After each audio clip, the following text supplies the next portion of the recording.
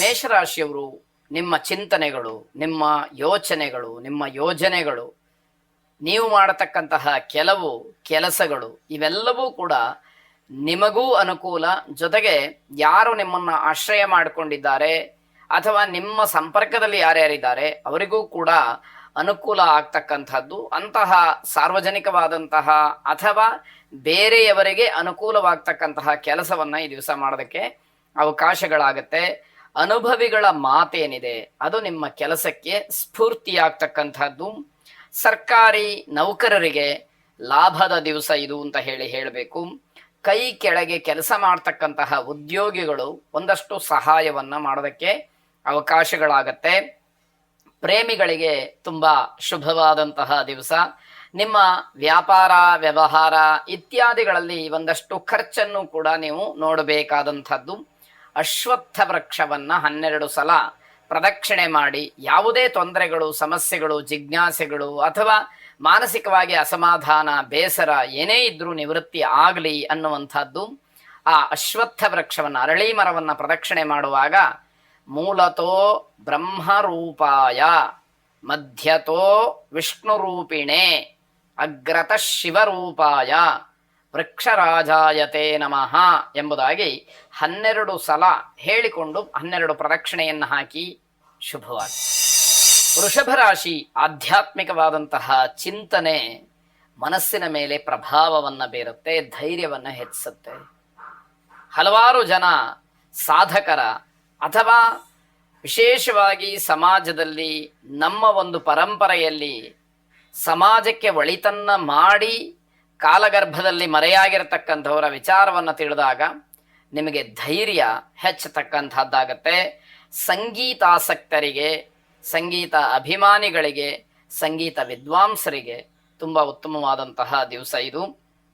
ನಿಮ್ಮೆಲ್ಲ ಕೆಲಸಗಳು ಬಹಳ ಸುಲಭವಾಗಿ ಸರಳವಾಗಿ ನಡೀತಕ್ಕಂಥದ್ದಾಗತ್ತೆ. ನಿಮ್ಮ ಕಾರ್ಯಕ್ಷೇತ್ರದಲ್ಲಿ ಜವಾಬ್ದಾರಿ ಹೆಚ್ಚಾಗ್ತಕ್ಕಂಥದ್ದಿದೆ. ಮಕ್ಕಳಿಂದ ನಿಮಗೆ ವಿಶೇಷವಾದಂತಹ ಸಂತೋಷ ಸಿಕ್ಕುವಂಥದ್ದು, ಮಕ್ಕಳ ಸಾಧನೆ, ಅವರಿಂದ ಬರತಕ್ಕಂತಹ ಹೆಸರು ಇದು ನಿಮಗೆ ತುಂಬ ಖುಷಿಯನ್ನ ಕೊಡ್ತಕ್ಕಂಥದ್ದಾಗತ್ತೆ. ಹಿರಿಯರ ಮತ್ತು ಸಹೋದರರ ಉತ್ತಮವಾದಂತಹ ಸಲಹೆ ನಿಮಗೆ ತುಂಬ ಅನುಕೂಲವನ್ನು ಮಾಡುತ್ತೆ. ಹಾಗಾಗಿ ದೊಡ್ಡವರ ಮಾತು ನಿಮಗೆ ಮಾರ್ಗದರ್ಶನ ಅನ್ನುವಂಥದ್ದನ್ನ ತಿಳಿಬೇಕಾದಂಥದ್ದು. ಶರಭೇಶ್ವರನನ್ನ ಪ್ರಾರ್ಥನೆ ಮಾಡಿ ಶುಭವಾಗಿ. ಮಿಥುನ ರಾಶಿ, ನಿಮ್ಮ ಆಲೋಚನೆಗಳನ್ನ ಎಲ್ಲರ ಜೊತೆಯಲ್ಲೂ ಹಂಚಿಕೊಳ್ಳಿ. ಅದಕ್ಕೆ ಪೂರಕವಾದಂತಹ ಸಲಹೆಗಳು ಅಥವಾ ಬದಲಾವಣೆಯ ಅವಶ್ಯಕತೆ ಇದ್ದಲ್ಲಿ ಅದಕ್ಕೆ ಮಾರ್ಗದರ್ಶನ ಇವೆಲ್ಲವೂ ಕೂಡ ದೊರೆಯುವಂಥದ್ದಾಗತ್ತೆ.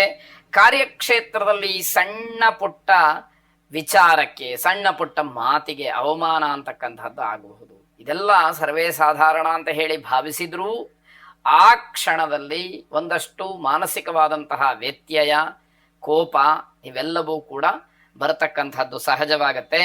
ನಿಮ್ಮ ಶಕ್ತಿ ಸಾಮರ್ಥ್ಯದ ಬಗ್ಗೆ ನಿಮಗೆ ಧೈರ್ಯ ಇರಲಿ, ಆತ್ಮವಿಶ್ವಾಸ ಇರಲಿ. ನನ್ನ ಯೋಗ್ಯತೆ ಏನು ಅನ್ನೋದು ನನಗೆ ಗೊತ್ತು ಅನ್ನುವಂತಹ ಒಂದು ದೃಢವಾದ ನಿಶ್ಚಲವಾದಂತಹ ನಿರ್ಧಾರ ನಿಮ್ಮದಾಗಿರಲಿ.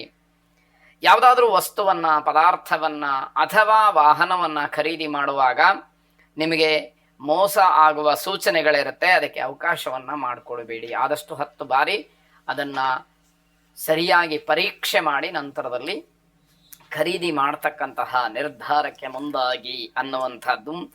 ಮಹಿಳೆಯರು ನಿಮ್ಮ ಆರೋಗ್ಯದ ಬಗ್ಗೆ ಹೆಚ್ಚು ಗಮನವನ್ನು ಕೊಡಿ. ಹಳೆಯ ನೆನಪುಗಳಿಂದ ಕೆಲವರಿಗೆ ತುಂಬ ಬೇಸರವಾಗತಕ್ಕಂತಹ ದಿವಸ ಇದು. ಯಾವುದೋ ಒಂದು ಘಟನೆ ನಡೆದು ಹೋಗಿರುತ್ತೆ, ಅದು ಬೇರೆ ಇನ್ಯಾವುದೋ ಒಂದು ಸಂದರ್ಭವನ್ನ ನೋಡಿದಾಗ, ಬೇರೆ ಇನ್ಯಾವುದಾದರೂ ಸಂದರ್ಭಗಳು ಕಣ್ಣೆದುರುಗಡೆ ಬಂದಾಗ ಜ್ಞಾಪಕವಾಗಬಹುದು. ಅದರಿಂದ ಹಳೆಯ ನೆನಪು ನಿಮಗೆ ಬೇಸರವನ್ನ ತರಬಹುದು ಅನ್ನುವಂಥದ್ದು. ಗಣಪತಿಯನ್ನ ವಿಶೇಷವಾಗಿ ಪ್ರಾರ್ಥನೆ ಮಾಡಿ ಶುಭವಾಗಿ. ಕರ್ಕಾಟಕ ರಾಶಿ, ಲೇಖಕರಿಗೆ ತುಂಬ ಅನುಕೂಲಕರವಾದಂತಹ ದಿವಸ ಇದು. ರಾಜಕೀಯ ಪ್ರಭಾವ, ರಾಜಕಾರಣಿಗಳ ಒತ್ತಡ ಇವತ್ತು ನಿಮಗೆ ಅನುಕೂಲವನ್ನು ಮಾಡಿಕೊಡುತ್ತೆ. ಅಂದರೆ ನಿಮ್ದು ಯಾವುದಾದ್ರೂ ಕೆಲಸಗಳಾಗಬೇಕು ಅಂತಾದರೆ ರಾಜಕಾರಣಿಗಳ ಮಾತಿಂದ ನಿಮ್ಮ ಕೆಲಸಗಳು ಆಗುವಂಥದ್ದಾಗತ್ತೆ. ಗೌರವ ಆತಿಥ್ಯಗಳು ನಿಮಗೆ ಸಿಕ್ಕುವಂತಹ ದಿವಸ ಇದು. ಧಾರ್ಮಿಕ ಕೆಲಸಗಳ ಬಗ್ಗೆ ಸ್ವಲ್ಪ ಚಿಂತನೆಯನ್ನ ಮಾಡಿ, ಧರ್ಮ ಕರ್ಮಾಚರಣೆಯ ಬಗ್ಗೆ ಬೇರೆಯವರಿಗೆ ಪ್ರಬೋಧ ಮಾಡಿ, ನೀವು ಸ್ವಯಂ ಆಚರಣೆ ಮಾಡಿ. ಇದರಿಂದ ನಿಮಗೆ ಅನುಕೂಲವಾಗ್ತಕ್ಕಂಥದ್ದಿದೆ. ಆದಾಯದ ಮೂಲ ಗಟ್ಟಿಯಾಗ್ತಕ್ಕಂಥದ್ದು. ವ್ಯಾಪಾರ ವ್ಯವಹಾರಾದಿಗಳಲ್ಲಿ ಅನುಕೂಲ ಇದೆ. ರಾಜಕೀಯಕ್ಕೆ ಸಂಬಂಧಪಟ್ಟ ಹಾಗೆ ಒಂದಷ್ಟು ಮಾತುಕತೆಗಳು ನಡೆಯಬಹುದು. ಅದು ನಿಮಗೆ ನಿಮ್ಮ ವೈಯಕ್ತಿಕವಾದಂತಹ ಜೀವನಕ್ಕೆ, ನಿಮ್ಮ ವ್ಯವಹಾರಕ್ಕೆ ಅನುಕೂಲಕರವಾಗಿ ಫಲವನ್ನ ನೀಡುತ್ತೆ. ಸದ್ಗುರು ದತ್ತಾತ್ರೇಯರನ್ನ ಪ್ರಾರ್ಥನೆ ಮಾಡಿ. ಶುಭವಾಗಿ. ಸಿಂಹರಾಶಿ, ಹಣ ಹೂಡಿಕೆಯಾಗಬಹುದು, ಬಡ್ಡಿ ವ್ಯವಹಾರವಾಗಬಹುದು, ಅಥವಾ ಹಣಕಾಸಿಗೆ ಸಂಬಂಧಪಟ್ಟಂತಹ ಯಾವುದೇ ರೀತಿಯ ವ್ಯವಹಾರಗಳಾಗಬಹುದು. ನಿಮಗೆ ಇವತ್ತು ಅನುಕೂಲವನ್ನ ಮಾಡಿಕೊಡುತ್ತೆ. ಅದರಲ್ಲಿ ಯಶಸ್ಸನ್ನ ಕಾಣ್ತೀರಿ, ಲಾಭವನ್ನ ನೋಡ್ತೀರಿ ಅನ್ನುವಂಥದ್ದು. ಹಾಗಂತ ಈ ವಿಷಯವನ್ನ ಮುಖ್ಯವಾಗಿ ಇಟ್ಟುಕೊಂಡು ಎಲ್ಲೋ ಸಾಲ ಮಾಡಿ ಹಣ ಹೂಡಿಕೆ ಮಾಡುವಂತಹದ್ದು, ಈ ರೀತಿಯ ತಪ್ಪುಗಳನ್ನ ಅಥವಾ ಬೇರೆ ವಾಮಮಾರ್ಗಗಳನ್ನ ಅನುಸರಿಸ್ತಕ್ಕಂಥದ್ದು ಖಂಡಿತ ಒಳ್ಳೆಯದಲ್ಲ. ಈ ಎಚ್ಚರಿಕೆ ನಿಮಗೆ ಇರಬೇಕು ಅನ್ನುವಂಥದ್ದು. ಪಾರದರ್ಶಕವಾಗಿರುವಂತಹ ವ್ಯವಹಾರವನ್ನ ನೀವು ಹಾಗೆ ಮುಂದುವರಿಸಿಕೊಂಡು ಹೋದ್ರೆ ಅದು ಬೇರೆಯವರಿಗೆ ಮಾದರಿ, ಜೊತೆಗೆ ನಿಮಗೆ ಲಾಭ. ಇದರ ಬಗ್ಗೆ ಗಮನ ಇರಲಿ. ಜನರಿಂದ ಗೌರವ, ಪುರಸ್ಕಾರ ಇತ್ಯಾದಿಗಳು ಸಿಕ್ಕುವಂತಹ ದಿವಸ. ಮನೆಯಲ್ಲಿ ಏನೋ ಒಂದು ರೀತಿಯ ಸಂಭ್ರಮ, ಹಬ್ಬದ ವಾತಾವರಣ ಇರುತ್ತೆ. ಯಾವ ಹಬ್ಬ ಅಂತ ಕೇಳಿದ್ರೆ ಯಾವುದೂ ಇಲ್ಲ. ಆದರೆ ಎಲ್ಲರೂ ಕೂಡ ಸಡಗರದಿಂದ, ಸಂತೋಷದಿಂದ, ಒಬ್ಬರಿಗೊಬ್ಬರು ಅನ್ಯೋನ್ಯತೆಯಿಂದ ಇರತಕ್ಕಂತಹ ದಿವಸವಾಗತ್ತೆ. ದಾಂಪತ್ಯದಲ್ಲಿ ಅನ್ಯೋನ್ಯತೆಯನ್ನ ಕಾಪಾಡಿಕೊಳ್ಬೇಕು. ಈ ಒಂದು ಸಂಭ್ರಮದ ಮಧ್ಯದಲ್ಲಿ, ಗಂಡ ಹೆಂಡತಿಯರ ಮಧ್ಯದಲ್ಲಿ ಏನಾದರೂ ಭಿನ್ನಾಭಿಪ್ರಾಯ ಬಂತು ಅಂತ ಆದರೆ ಅದು ಮಾನಸಿಕವಾಗಿ ತುಂಬ ಹಿಂಸೆಯನ್ನ ಮಾಡ್ತಕ್ಕಂಥದ್ದಾಗತ್ತೆ. ರುದ್ರಾರಾಧನೆಯನ್ನ ಮಾಡಿ, ರುದ್ರದೇವರನ್ನ ಸಂತೃಪ್ತಿಗೊಳಿಸಿ. ಶುಭವಾಗಿ. ಕನ್ಯಾ ರಾಶಿ, ಧರ್ಮ ಗುರುಗಳನ್ನ, ಧಾರ್ಮಿಕ ಮುಖಂಡರನ್ನ ಅಥವಾ ಆಧ್ಯಾತ್ಮಿಕ ಪ್ರಬೋಧಕರನ್ನ ಭೇಟಿಯಾಗೋದಕ್ಕೆ ಅವಕಾಶಗಳಿದೆ. ಅವರಿಂದ ಉತ್ತಮವಾದಂತಹ ಸಲಹೆ, ಸೂಚನೆ, ಮಾರ್ಗದರ್ಶನಗಳು, ಅವರ ಆಶೀರ್ವಾದ, ಅನುಗ್ರಹಗಳು ನಿಮಗೆ ಸಿಕ್ತು ಅಂತಾದರೆ ಒಂದಷ್ಟು ನಿಮ್ಮ ವ್ಯಾವಹಾರಿಕ ನಿತ್ಯ ಜೀವನದ ರಕ್ಷಣೆ ಆಗತ್ತೆ ಅನ್ನುವಂಥದ್ದು. ಹಿರಿಯರು, ಅಧಿಕಾರಿಗಳು ನಿಮ್ಮ ಮಾತಿನಿಂದ ಪ್ರಭಾವಿತರಾಗೋದಕ್ಕೆ ಅವಕಾಶಗಳಿದೆ. ನಿಮ್ಮ ಮಾತಿನಲ್ಲಿ ಅಷ್ಟೊಂದು ಗಟ್ಟಿತನ ಅಂತಕ್ಕಂಥದ್ದಿರುತ್ತೆ. ಆದರೆ ಆ ಮಾತಿನಲ್ಲಿ ಕುಹಕ ಬೇಡ. ಸತ್ಯಾಂಶವನ್ನ ಸಮಾಜಕ್ಕೆ ಹೇಳ್ತಕ್ಕಂತಹ ಪ್ರಯತ್ನಗಳಾದರೆ ಎಲ್ಲರಿಗೂ ಕೂಡ ಒಳಿತು ಅನ್ನುವಂಥದ್ದು. ನಿಮ್ಮ ಪರಿಶ್ರಮಕ್ಕೆ ತಕ್ಕ ಪ್ರತಿಫಲ ಸಿಕ್ಕುವಂತಹ ದಿವಸ. ಅನುಭವಿಗಳ ಮಾರ್ಗದರ್ಶನ ನಿಮ್ಮ ಯಶಸ್ಸಿಗೆ ಕಾರಣವಾಗ್ತಕ್ಕಂಥದ್ದಾಗತ್ತೆ.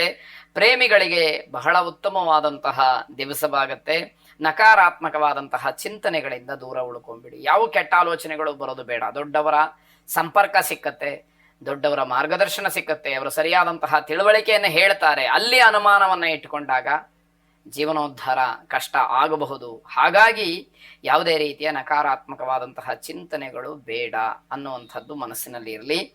ಈಶ್ವರನನ್ನ ವಿಶೇಷವಾಗಿ ಪ್ರಾರ್ಥನೆ ಮಾಡಿ, ಈಶ್ವರಾರಾಧನೆ ಮಾಡಿ. ಶುಭವಾಗಿ. ತುಲಾರಾಶಿ, ಮನೆ ಕಟ್ಟುವಂತಹ ಕೆಲಸಗಾರರಿಗೆ ಮತ್ತೆ ಇಂಜಿನಿಯರ್ಸ್ಗೆ ತುಂಬಾ ಉತ್ತಮವಾದಂತಹ ದಿವಸ ಇದು. ವಾಹನ ಚಾಲನೆಯಲ್ಲಿ ತುಂಬ ಎಚ್ಚರಿಕೆಯನ್ನು ವಹಿಸಿ. ಗಮನ ಬೇರೆ ಕಡೆ ಹೋದಾಗ ತೊಂದರೆ ಆಗುವಂತಹ ಸಾಧ್ಯತೆ ಸಹಜವಾಗಿದ್ದರೂ ಕೂಡ ಅದು ನಿಮ್ಮ ಗ್ರಹಗತಿಯ ದೃಷ್ಟಿಯಿಂದ ನಿಮಗೆ ಸಮಸ್ಯೆ ಆಗತ್ತೆ ಅಂತ ಹೇಳಬೇಕು. ಸ್ವಂತದವರೇ ನಿಮಗೆ ದ್ರೋಹವನ್ನ ಮಾಡಬಹುದು. ಆಲೋಚನೆ ಮಾಡಿ. ಯಾರನ್ನ ನೀವು ನಮ್ಮವರು ಅಂತ ಹೇಳಿ ನಂಬಿ ಅವರ ಜೊತೆಯಲ್ಲಿ ಪ್ರೀತಿ, ವಿಶ್ವಾಸ, ವ್ಯವಹಾರಾದಿಗಳನ್ನ ಇಟ್ಟುಕೊಂಡಿರ್ತೀರೋ ಅವರೇ ನಿಮಗೆ ಸಮಸ್ಯೆಯನ್ನ ಮಾಡಬಹುದು ಅನ್ನುವಂಥದ್ದು. ರಾಜಕೀಯ ದೂಷಣೆ ಕೂಡ ನಡೀತಕ್ಕಂತಹ ದಿವಸ. ಶಾರೀರಿಕವಾಗಿ ಸಮಸ್ಯೆ, ನರನಾಡಿಗಳಲ್ಲಿ ನೋವು, ಇವೆಲ್ಲವನ್ನ ಸ್ವಲ್ಪ ಮಟ್ಟಿಗೆ ಅನುಭವಿಸಬೇಕಾದಂತಹ ದಿವಸವಾಗತ್ತೆ. ದುರ್ಗಾ ಪರಮೇಶ್ವರಿಯನ್ನ ಪ್ರಾರ್ಥನೆ ಮಾಡಿ. ದುರ್ಗಾರ್ತಿ ಶಮನಿ, ದುರ್ಗಾ ಪದ್ವಿ ನಿವಾರಿಣಿ, ದುರ್ಗಮಚ್ಛೇದಿನಿ, ದುರ್ಗ ಸಾಧಿನಿ, ದುರ್ಗನಾಶಿನಿ ಎಂಬುದಾಗಿ ನಿಮ್ಮ ಪ್ರಾರ್ಥನೆ ಇರಲಿ. ನಿರಂತರವಾಗಿ ಆ ಜಗನ್ಮಾತೆಯನ್ನ ಸ್ಮರಣೆ ಮಾಡೋದರಿಂದ ಆಕೆಯಿಂದ ನಿಮಗೆ ರಕ್ಷಣೆ ಸಿಕ್ಕಲಿ. ಶುಭವಾಗಿ. ವೃಶ್ಚಿಕ ರಾಶಿ, ಈ ದಿವಸ ಬೇರೆಯವರಿಗೆ ಏನಾದರೂ ಒಂದಷ್ಟು ಒಳ್ಳೇದು ಮಾಡಬೇಕು, ಸಹಾಯ ಮಾಡಬೇಕು ಅನ್ನುವಂತಹ ತವಕದಲ್ಲಿ ನೀವಿರ್ತೀರಿ. ಅದು ಬಹಳ ಒಳ್ಳೆಯದು. ಆದರೆ ಪರಿಸರವನ್ನ, ವಾತಾವರಣವನ್ನ, ಯಾರಿಗೆ ಸಹಾಯ ಮಾಡೋದಕ್ಕೆ ಹೊರಟಿದ್ದೀರೋ ಆ ವ್ಯಕ್ತಿಯ ಹಿನ್ನೆಲೆಯನ್ನ ಎಲ್ಲವನ್ನು ತಿಳಿದು ನಿಮ್ಮ ವ್ಯವಸ್ಥೆಯನ್ನು ಅರಿತು ಸಹಾಯ ಮಾಡ್ತಕ್ಕಂಥದ್ದು ಒಳ್ಳೆಯದು ಅಂತ ಅರ್ಥ. ಆತ್ಮತೃಪ್ತಿಯ ಕೆಲಸವನ್ನ ಮಾಡಿದರೆ ಖಂಡಿತವಾಗಿ ಸಮಾಧಾನ ಸಿಕ್ಕತ್ತೆ. ನನ್ನ ಮನಸ್ಸಿಗೆ ಸಮಾಧಾನ ಆಯಿತು ಅಂತ ಹೇಳಿ ನೀವು ಹೇಳ್ಕೊಳ್ಳುವ ಹಾಗಾಗಿರುತ್ತೆ. ಆರ್ಥಿಕವಾಗಿ ಯಾವುದೇ ರೀತಿಯ ಸಮಸ್ಯೆ ಆಗಲಿ ಅಡ್ಡಿ ಆಗಲಿ ಈ ದಿವಸ ನಿಮಗೇನು ಇಲ್ಲದೆ ಇರತಕ್ಕಂಥದ್ದು. ನಿಮ್ಮ ಕೆಲಸಕ್ಕೆ ಬೇರೆ ಯಾರ ಸಲಹೆಯನ್ನು ಅಥವಾ ಬೇರೆಯವರ ಅವಲಂಬನೆಯನ್ನು ಮಾಡಬೇಡಿ. ನಿಮ್ಮ ನಿರ್ಧಾರ ನಿಮ್ಮದು ಅನ್ನುವಂಥದ್ದಿರಲಿ.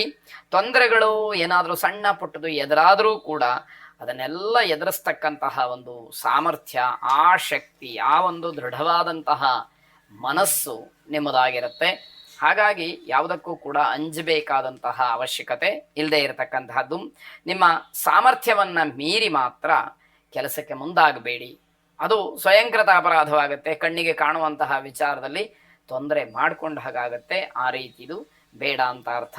ಮಹಾಲಕ್ಷ್ಮಿಯನ್ನ ಪ್ರಾರ್ಥನೆ ಮಾಡಿ, ನಮಸ್ತೇಸ್ತು ಮಹಾಮಾಯೆ ಶ್ರೀಪೀಠೆ ಸುರಪೂಜಿತೆ ಶಂಖ ಚಕ್ರ ಗದಾ ಹಸ್ತೆ ಮಹಾಲಕ್ಷ್ಮೀ ನಮೋಸ್ತುತೆ ಎಂಬುದಾಗಿ ದೇವಿಯನ್ನ ಪ್ರಾರ್ಥನೆ ಮಾಡಿ ಶುಭವಾಗಿ.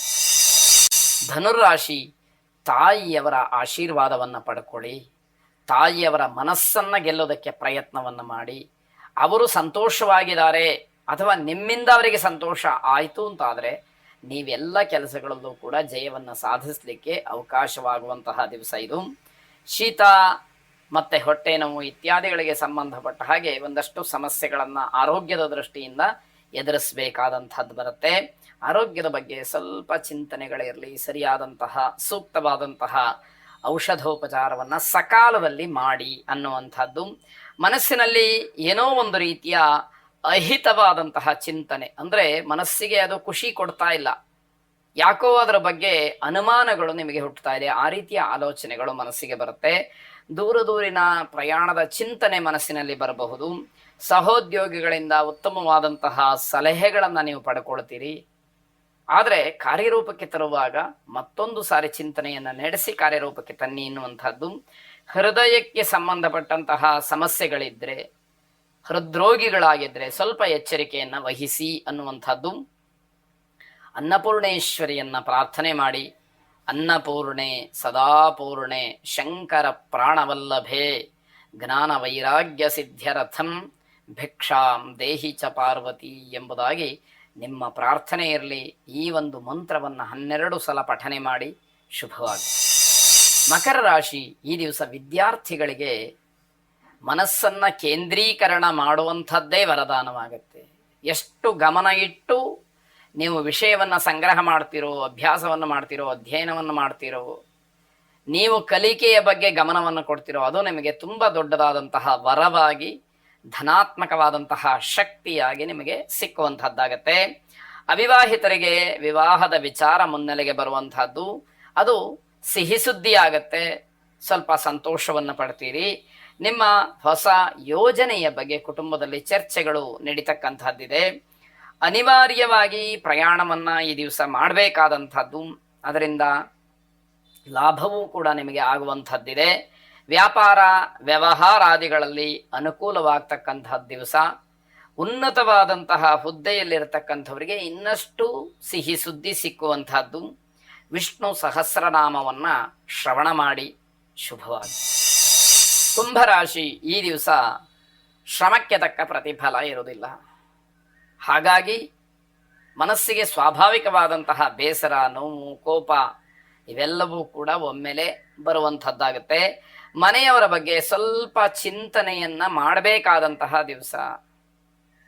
ಮನೆಯವರ ಸ್ಥಿತಿ ಗತಿ, ಅವರ ಇರತಕ್ಕಂತಹ ಒಂದು ಸ್ಥಾನ, ಜೊತೆಗೆ ಅವರ ಅಪೇಕ್ಷೆ, ಇದೆಲ್ಲದರ ಬಗ್ಗೆ ಚಿಂತನೆಯನ್ನ ನಡೆಸಬೇಕಾಗತ್ತೆ. ಯಾವುದೇ ಕಾರಣಕ್ಕೂ ಕೂಡ ಹೊಸ ಯೋಜನೆಗಳನ್ನು ಈ ದಿವಸ ಹಾಕಬೇಡಿ, ಹೊಸ ಕೆಲಸಕ್ಕೆ ಮುಂದಾಗಬೇಡಿ ಎನ್ನುವಂಥದ್ದು. ಕಾರ್ಯಕ್ಷೇತ್ರದಲ್ಲಿ ಅಪಹಾಸ್ಯಕ್ಕೆ ಗುರಿಯಾಗ್ತೀರಿ. ನಿಮ್ಮ ಕೆಲಸದ ಗುಣಮಟ್ಟವನ್ನು ಕಾಪಾಡಿಕೊಳ್ಳೋಕ್ಕಾಗದಲ್ಲೇ ಬೇರೆಯವರು ನಿಮ್ಮನ್ನು ಟೀಕೆ ಮಾಡೋ ಹಾಗೆ ಆಗತ್ತೆ. ಅದಕ್ಕೆ ಅವಕಾಶಗಳನ್ನು ಮಾಡಬೇಡಿ ಅಂತ ಅರ್ಥ. ನಿಮ್ಮ ಗುರಿಯ ಬಗ್ಗೆ ಸರಿಯಾದಂತಹ ಗಮನ ಇರಲಿ. ಅದನ್ನು ಹೊರತಾಗಿ ಬೇರೆ ಕಡೆ ಗಮನ ಹೋಗುವಂಥದ್ದು ಬೇಡ ಅಂತ ಅರ್ಥ. ಕುಲದೇವತಾ ಪ್ರಾರ್ಥನೆಯನ್ನು ಮಾಡಿ ಶುಭವಾಗಿ. ಕೊನೆಯದಾಗಿ ಮೀನರಾಶಿ, ಸಮಾಜದಲ್ಲಿ ನಿಮ್ಮ ಪರವಾಗಿ, ನಿಮ್ಮ ವೈಯಕ್ತಿಕವಾದಂತಹ ವಿಚಾರಕ್ಕೆ ಅನುಗುಣವಾಗಿ ನಿಮ್ಮ ಬಗ್ಗೆ ಉತ್ತಮವಾದಂತಹ ಮಾತುಗಳು, ಉತ್ತಮವಾದಂತಹ ವಿಚಾರಗಳು ನಿಮ್ಮನ್ನ ಹೊಗಳತಕ್ಕಂತಹ ಕೆಲಸ ಇವೆಲ್ಲವೂ ಕೂಡ ಆಗುವಂತಹದ್ದು. ಒಟ್ಟಾರೆ ನಿಮ್ಮ ಪರವಾದಂತಹ ಅಲೆಗಳು ಹೆಚ್ಚಾಗ್ತಕ್ಕಂತಹ ದಿವಸ ಇದು. ನಿಮ್ಮ ಕೆಲಸದ ಗುಣಮಟ್ಟ ಏನಿದೆ ಅದು ಬಹಳ ಪ್ರಶಂಸೆಗೆ ಒಳಗಾಗ್ತಕ್ಕಂತಹದ್ದು. ಜನ ಅದನ್ನ ಮೆಚ್ಚಿಕೊಳ್ತಕ್ಕಂತಹದ್ದು, ಹೊಗಳುವಂಥದ್ದು ಎಲ್ಲವೂ ಆಗತ್ತೆ.